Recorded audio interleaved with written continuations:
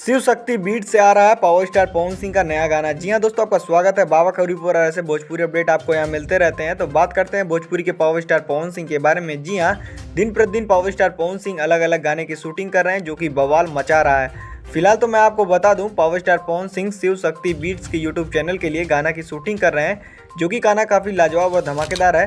और इस गाने के जो लुक्स आया हुआ इंटरनेट पर चल रहा है, उसमें पावर स्टार पवन सिंह काफ़ी लाजवाब और हैंडसम लग रहे हैं। तो जल्द आप लोगों के बीच में ये गाना देखने को मिलेगा शिव शक्ति बीट्स के यूट्यूब चैनल पर।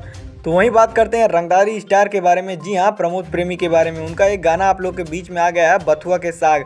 आपको पता है ठंडी में लोगों को बथुआ का साग काफ़ी अच्छा लगता है, और इसी से रिलेटेड प्रमोद प्रेमी ने एक गाना बना दिया, जिस गाने का नाम है बथुआ के साग। वो काफ़ी लाजवाब और धमाकेदार सॉन्ग है। आपको प्रमोद प्रेमी इंटरटेनमेंट के चैनल पर एक गाना सुनने को मिलेगा, जो कि एकदम बवाल मचा रहा है। और इस गाने में खाली एक मेल एक्टर है, जिनका नाम है प्रमोद प्रेमी। जी हाँ, इसमें कोई फीमेल सिंगर नहीं है। और ये गाना काफ़ी लाजवाब और धमाकेदार है।